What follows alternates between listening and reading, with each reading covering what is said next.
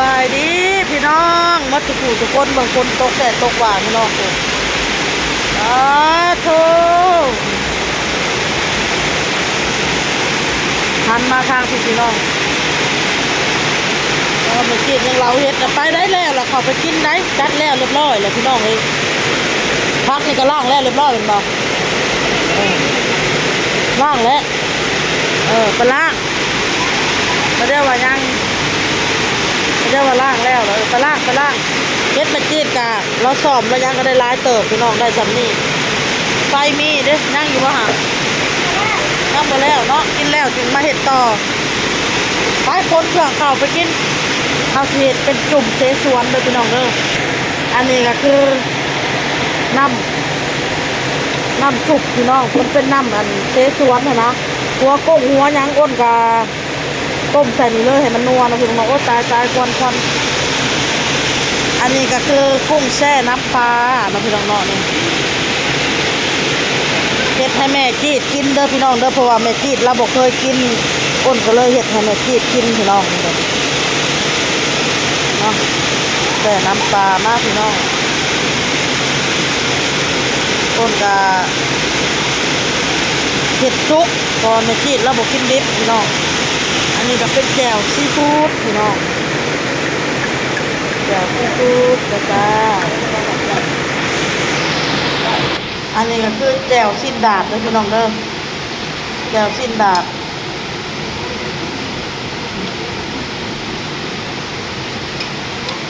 แจ่วสิ้นดาบอันนี้ก็คือกระเทียมหมักเพชรตำแล้วก็หมักนาวปรุงกับแจ่วนี่แหละนี่พี่น้องมีปูอัดแล้วก็ฮอทดอกลูกชิ้นเนาะแล้วก็มีหมูสามชั้นแล้วก็มีกุ้งเนาะแล้วก็มีปลาหมึกน้องพี่น้องเนาะ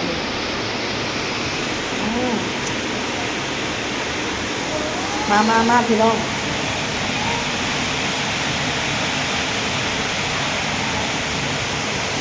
แก้วอันนี้ก็เส้นร่อนนะพี่น้องเด้อประเภทเค็มนะพี่น้องเนาะ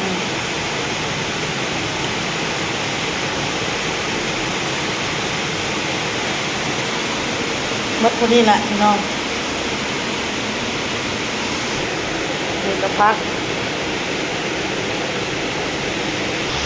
พอกินเอาซื้อมากันย่างอยู่เด้อพี่น้องเด้อนี่ลูกชิ้นกันย่างฮอทดอกกันย่างหมูกันย่างน้องพี่น้องเนาะอาหารการกินที่เราซื้อมานี่ก็สิ้นงัวนี่ก็ย่างอยู่สิ้นงัวนี่นะมันบ่พอแล้วครับถึงเอาออกไปเห็ดน้องพี่น้องเนาะมาเด้อนี่เด้อพี่น้องอันนี้แหละป้านี่แหละถ้าอยากจำแจ่วนี่ก็ตักเอาเด้อไปบุญไห่เนาะไปติดมาฟังมาอันนี้แหละน้องเด้อพี่น้องเด้อน้องของนางอินน้องเมียบ่าวตะทำมึงถ้าตะทำสำเงาะป่ามึงดูนี่เคยผมกับป้าพวกตัดเองไม่เลยตัดเองแล้วจากซ้ำนี้ว่ะถ้าโมตัดนี่แม่นเก่าแล้วเนาะซ้ำมุกแล้วกินมุกนางใบบุญน่ะหายอยู่หั่นล่ะพี่น้องเอ้ยโตกินมาเที่ยงแม่กินมึงรู้นี่แซ่บบ่เอ้ยแซ่บบ่กินมึงรู้กุ้งแช่เนี่ยเคยกินบ่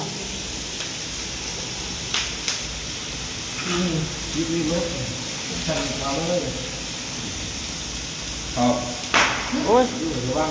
ระวังมันดีจะได้สุกระบพัก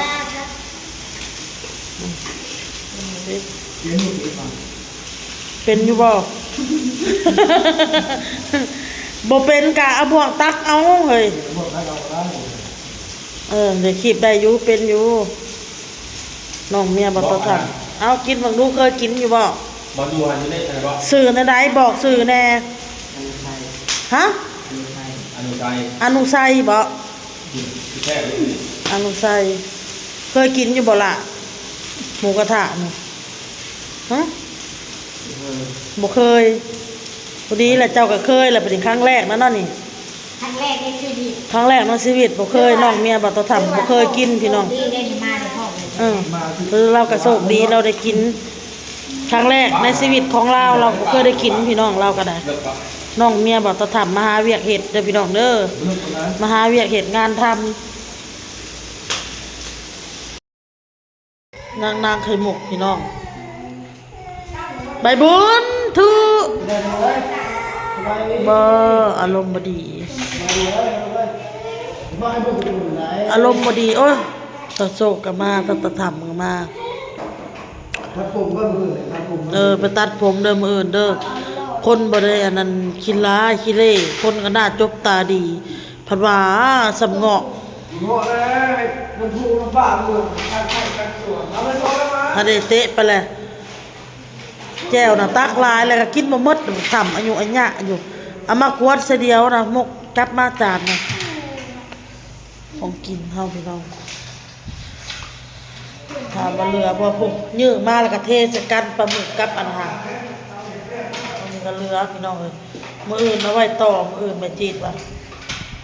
น้ำซุปเฮาก็ย่างหลายนะพี่น้องเนาะซื้อปลานิลมาลงก็แซ่บเด้พี่น้อง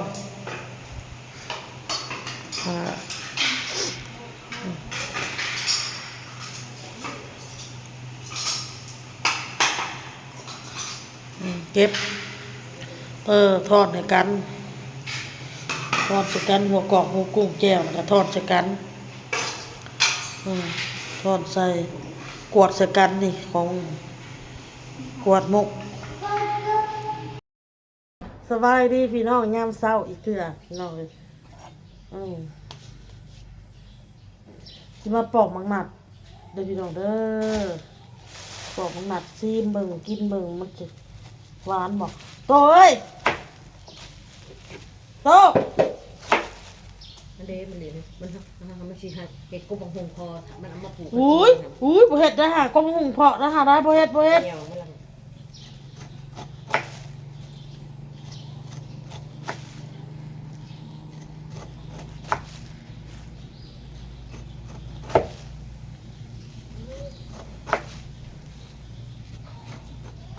ว่าสิเฮ็ดแจ่วพี่น้องเฮ็ดแจ่วกะปิกินกับน้ำไม้ต้มแล้วก็สิทอดซีนมาเป็นตัวเทนอยากกินมังหนัดปอกมังหนัดกินก่อน เอาปลาหมึกกระต่อยเตะเอามาทอดเนาะ เอามาทอดนะ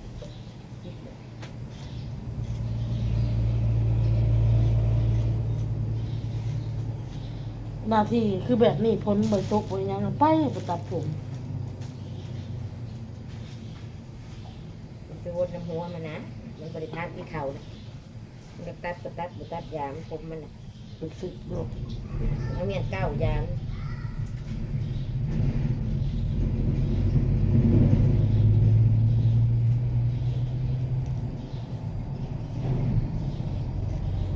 แล้วยังจะไปหลอกคนนี้มาพ้นสอบเจ้าว่าออกพะยะข้าวพะยะหรือจากเห็ดปอกกับผู้เห็นด้วยกระจองกระสอบกันทงเห็น ทมเห็น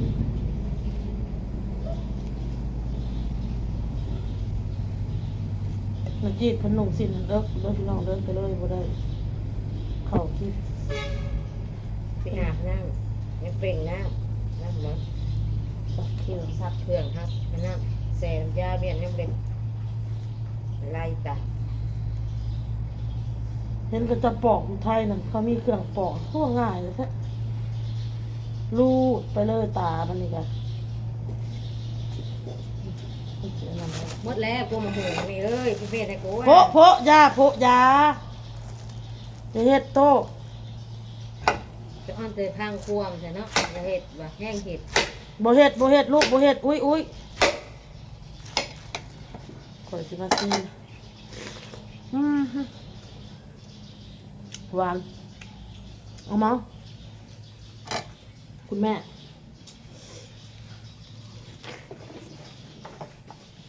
หวาน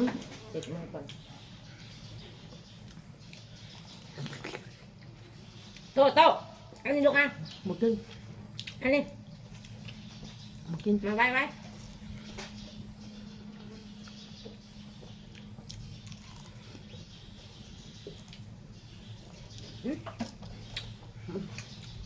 เอาไว้ เอาสุกนอนในบุญก็นอน เต็มเลยมาเอาดิเอาลูกอ่ะ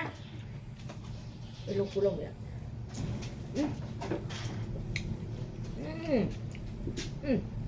กินลูก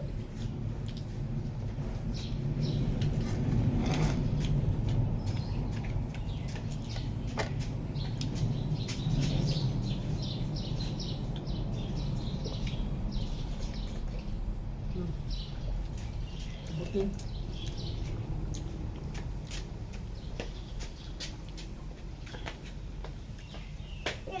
กินหมองนัดน่ะ น้ำไปเลย น้ำจ้ะ ประหับจาม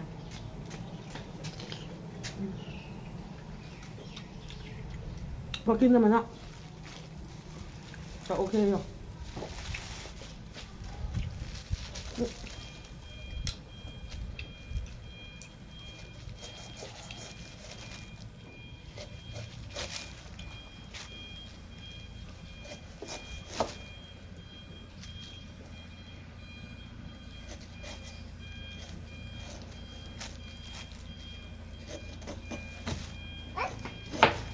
มันจะซ้ำเนาะ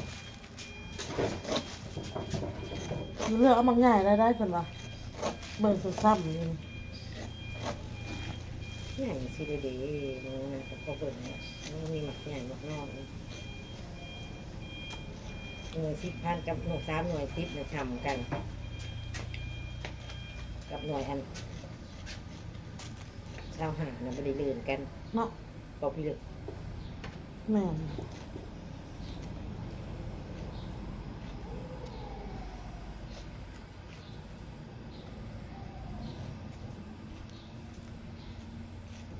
ที่ได้เฮ็ดน้ำ ให้อยู่ไปบุญน่ะตัวน้อยบอกโศกตื่นแล้วโศกนอน นี่มุกมันออกมาสิ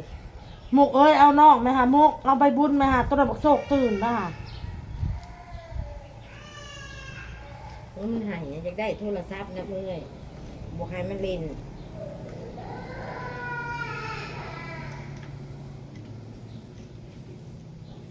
แล้วให้ บอกโตงานน่ะ ให้มัน ครับ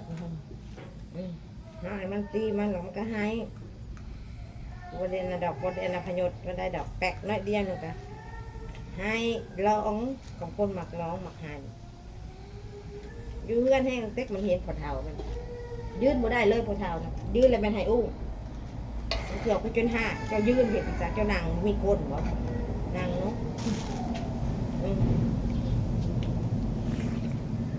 กันนางอยู่แล้วมันบ่ให้อุ้งยืนจะเพื่ออยู่แล้วให้อุ้งเลยป่ะ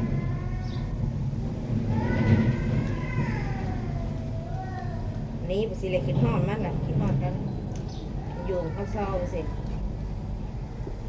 เย็นคนดีแล้ว เบาหูเลยเนาะ คิดฮอด ไปแล้วพี่น้องคลิปนี้พ่อคลิปหนาพี่น้องสบายดีพี่น้องมาก